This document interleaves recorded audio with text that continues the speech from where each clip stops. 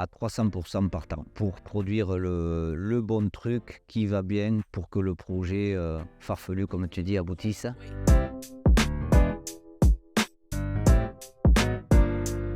Qui es-tu? Donc Didier Labatte, puis le directeur d'exploitation de l'Ardoisière. Donc ici sur ce site, j'ai un parcours un petit peu atypique pour un carrier. Je viens de l'industrie, j'ai 25 ans d'industrie sous-traitance aéronautique dans la tôlerie chaudronnerie. Et puis sur un concours de circonstances et un projet commun avec Régis Roy, nous avons décidé de lancer le projet de reprise des ardoisières sur le piémont pyrénéen ici à Bagnères. Quelle est l'histoire de cette ardoisière? L'histoire, donc ici, l'exploitation date de à peu près 400 ans, 450 ans. Il y avait sur la Basse-Serre beaucoup d'activités autour de l'ardoise. Il y avait à peu près une dizaine d'ardoisières, petites ou grandes. C'est la seule commune de la Basse-Serre et aussi ailleurs, puisque les gisements étaient là. La production essentielle, c'était la toiture, donc matériaux local. Chacun couvrait ses toits avec l'ardoise de la Basse-Serre jusqu'aux années 30, jusqu'à la guerre à peu près. Ensuite, il y a eu une petite interruption et reprise de l'activité ici, je parle du site du Canteret, dans les années 60. Et sans interruption jusqu'à maintenant. Et donc, on a repris l'ardoisière en 2015 et surtout, on a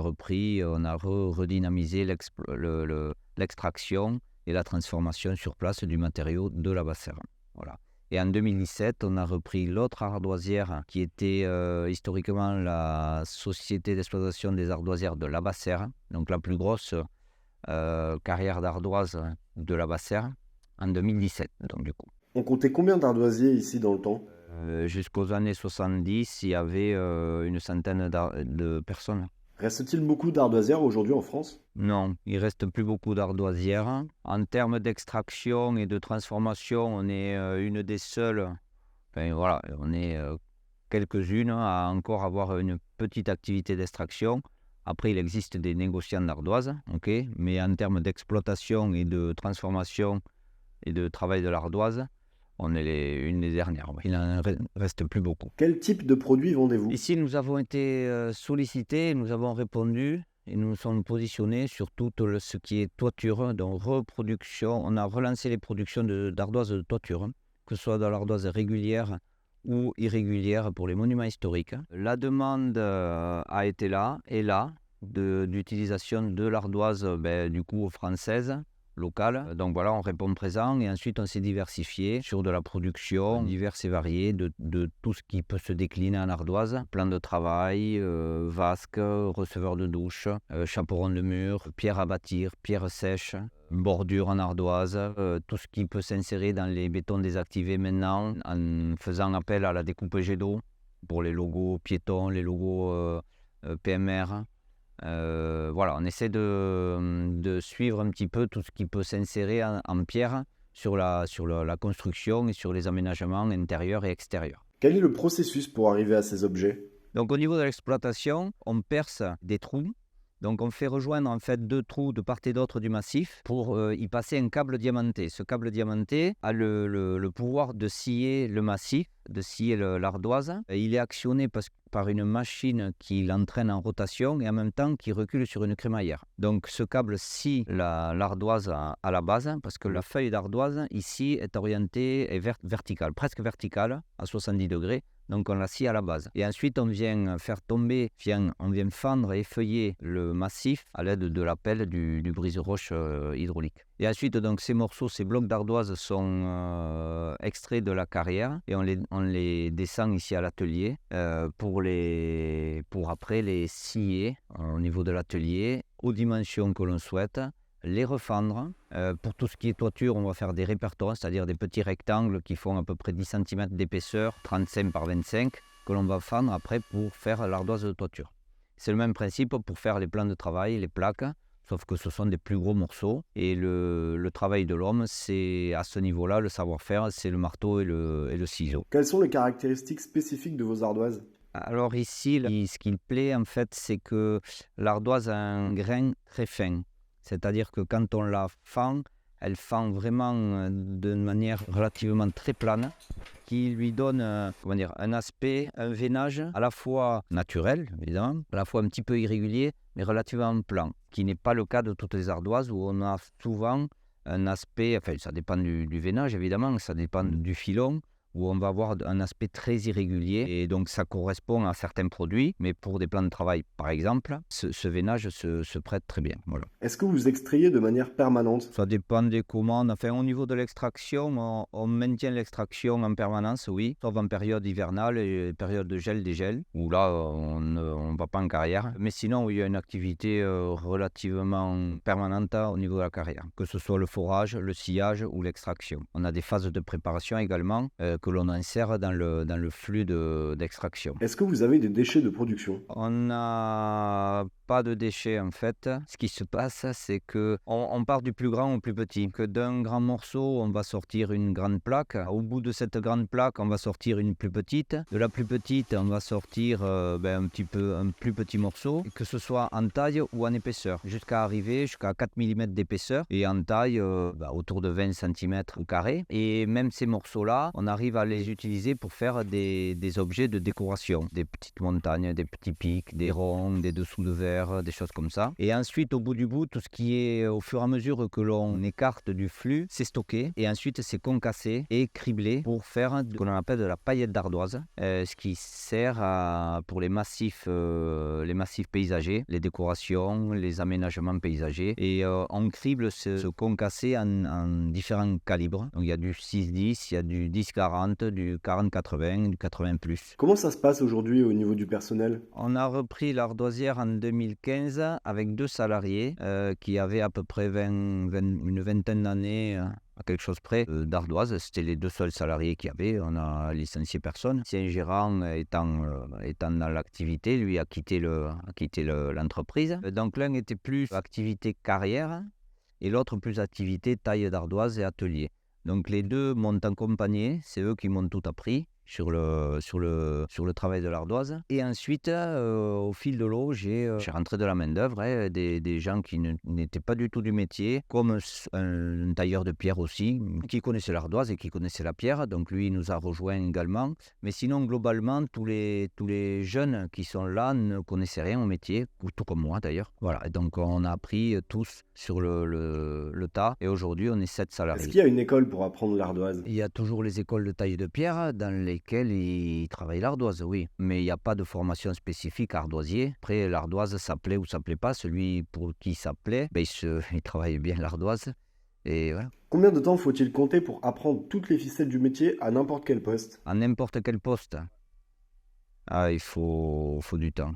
Tout dépend des capacités du gars ou de la fille. Certains sont plus à l'aise au niveau de la taille, d'autres plus à l'aise au niveau de la manipulation des machines, d'autres plus à l'aise au niveau de la fente. Mais globalement, oui, il faut une grosse paire d'années pour arriver à commencer à lire la pierre et à travailler. Oui. Pour ou contre l'automatisation? Les deux. On est obligé de moderniser une partie du process en adaptant des moyens, notamment des moyens qui existent au niveau du travail de la pierre, comme les débiteuses programmables automatiques, les centres d'usinage pour usiner les receveurs, etc. Donc ça, c'est une chose. Quand même, après, pour le travail à proprement parler de l'ardoise, et pour le rendu qu'il est demandé et pour correspondre, pour livrer des produits qui plaisent en ardoise, il y a les savoir-faire ancestraux qui ne disparaîtront jamais. Est-ce qu'il y a des projets que tu as aimés qui ont été faits avec de l'ardoise, ici ou ailleurs? Tous les projets, moi j'aime tous les projets faits en ardoise. Il y a de jolies réalisations locales ou pas, qui utilisent l'ardoise avec ses caractéristiques brutes dans un environnement moderne. Et ça, c'est super beau. L'inverse également pour les mobiliers urbains de luxe, où on peut très bien avoir des tables basses, des tables hautes, du mobilier d'intérieur, design, en intégrant de l'ardoise, qui peut être marié également au bois. De très belles réalisations, oui. Et il y a de très beaux aménagements paysagers aussi, donc l'ardoise s'insère très bien évidemment à l'extérieur. Quelle image as-tu et les gens ont du métier d'ardoisier? Quelle est l'image que l'on a? Je ne sais pas trop.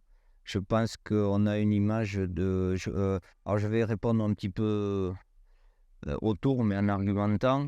on va être considéré comme un travail difficile, très difficile, pénible, dans des conditions un petit peu compliquées, parce qu'on est situé où se situe l'ardoise, c'est-à-dire dans le piémont pyrénéen, à 800 mètres d'altitude, face au nord. Donc l'hiver, c'est l'hiver. Ça, c'est une chose. La deuxième, c'est un travail quand même très intéressant, car très noble, parce qu'on touche du matériau qui vit, de la matière vivante, et très agréable au toucher. Donc c'est ce qui donne le caractère artisanal intéressant et noble, et en même temps physique tout de même, parce que manipulation de poids, parce que voilà, c'est là où l'automatisation des process est nécessaire, de manière à limiter et à faire en sorte que le travail puisse être réalisé dans des conditions supportables pour l'homme. Et idem pour la poussière, c'est pour ça que l'on arrose souvent, que l'on a des systèmes d'aspiration. Enfin voilà. Donc tout ça fait que c'est un métier quand même difficile, il faut le dire. Mais les réalisations qui en sont faites valent le coup d'être menées.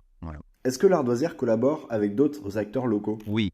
Alors, nous, on a des clients récurrents qui nous font confiance et à qui je fais confiance. Donc, dès qu'il y a des restaurations, dès qu'il y a des aménagements dans lesquels, de maisons, de granges, des restaurations de bâtiments, des choses comme ça, ou des constructions, dans lesquelles peuvent être intégrées l'ardoise, ces artisans-là ou ces entreprises-là ou ces architectes-là nous sollicitent et pensent à nous, et nous répondons, nous sommes force de progrès là-dessus, parce que, encore une fois, l'ancien avec de l'ancien, c'est sympa, le neuf avec de la pierre, c'est sympa. Enfin voilà, l'ardoise, on essaie de répondre au mouton à 5 pattes que l'on me demande. Et donc, et ensuite, en termes de partenariat, oui, les acteurs locaux, que ce soit ici la communauté de communes, les différentes associations, organisations, j'essaie d'y participer. Alors jusqu'à présent, pas autant que je voudrais, mais j'essaie de faire partie des acteurs locaux, parce que développement économique, parce que vecteur d'emploi. Comment votre ardoisière se porte-t-elle financièrement? Jusqu'à aujourd'hui, c'est relativement compliqué de vivre. Néanmoins, on y arrive. Il y a le soutien du groupe, puisqu'on est intégré au niveau du groupe Roi, notamment pour tout ce qui est matériel. Dès que j'ai besoin de matériel, on arrive à s'organiser avec mes collègues des autres entités, qui limitent les coûts, l'engagement d'investissement. Et dans le même temps, j'attends beaucoup du nouvel accès à la carrière, parce qu'on est au bout d'un chemin qui ne permet pas l'accès sécurisé. Donc on a beaucoup de reprises manuelles du matériau pour l'exporter. Et ce qui me pénalise énormément au niveau développement, parce qu'il y a certains produits où je pourrais faire du volume, mais ce volume, dès qu'on monte un petit peu, volume justement en quantité, ça fait beaucoup de manipulation, on laisse beaucoup d'énergie, on laisse beaucoup d'argent sur le tapis, quoi. Donc j'attends énormément du nouvel accès qui doit être fait depuis que le projet est lancé depuis un certain nombre d'années maintenant. Voilà, j'espère que ça va aboutir rapidement, de manière à pouvoir vraiment développer l'activité. Et l'autre gisement, donc j'ai parlé de la plus grande carrière qui est à vol d'oiseau à 1 kilomètre d'ici. C'est pareil, j'ai un dossier d'autorisation à instruire. Le dossier d'autorisation, ça a un coût, hein, ça se fait pas comme ça. Il y a des enquêtes, il y a des études techniques, géotechniques, écologiques. On en a lancé une partie, et l'autre, je l'ai mis en stand-by, parce que, encore une fois, j'attends beaucoup de l'accès. Si ça aboutit, ça me permettra de lancer aussi de relancer l'autre carrière. Si ça aboutit pas, ça va être compliqué. Quels sont les enjeux de la carrière aujourd'hui? Il y a plusieurs enjeux. Le premier, c'est se positionner sur la valorisation du produit de la manière la plus noble qui puisse exister. C'est-à-dire, on est sollicité, mais on n'arrive pas à se positionner, parce que je ne suis pas organisé sur des produits d'art, sur des produits de haute valeur ajoutée, d'art, déco intérieur, design, etc. L'autre enjeu, c'est l'aménagement intérieur, qu'on va qualifier, pas forcément de luxe, mais d'un certain niveau. Encore une fois, notre ardoise s'insère très bien à ce niveau-là. Et ensuite, un enjeu fort, donc, c'est la possibilité, la sérénité au niveau de l'accessibilité à la carrière, de manière à pouvoir fonctionner, que la logistique soit juste normale. Et le troisième enjeu, mais il découle de tous les autres, c'est la pérennisation des emplois et la formation des emplois. Donc je prends des jeunes, et pour arriver à garder ces jeunes, une fois que le travail est dans les mains, il faut que je puisse les intéresser, et qui, eux, puissent progresser dans l'entreprise. Parce que sinon, voilà, chacun, à partir du moment où tout un chacun fait du travail répétitif et toujours le même, au bout d'un moment, chacun va se lasser, et c'est normal. Est-ce qu'il y a une différence entre les anciens et la nouvelle génération? Je peux pas dire ça. J'ai rencontré de tout. Les gars qui sont ici aujourd'hui sont intéressants, motivés et ont envie d'apprendre. C'est pas le cas de tout le monde, ça c'est clair. Maintenant, on a une problématique de main-d'œuvre, oui, ça c'est clair. Si l'on regarde l'ardoise de manière audacieuse, est-ce que toi t'aimerais lancer de nouveaux projets? Oui, mais pas tout seul. Donc moi, je suis à 300% partant, à me mettre en 4, en 5, en 6, en 8, pour produire le bon truc qui va bien pour que le projet farfelu, comme tu dis, aboutisse. Oui.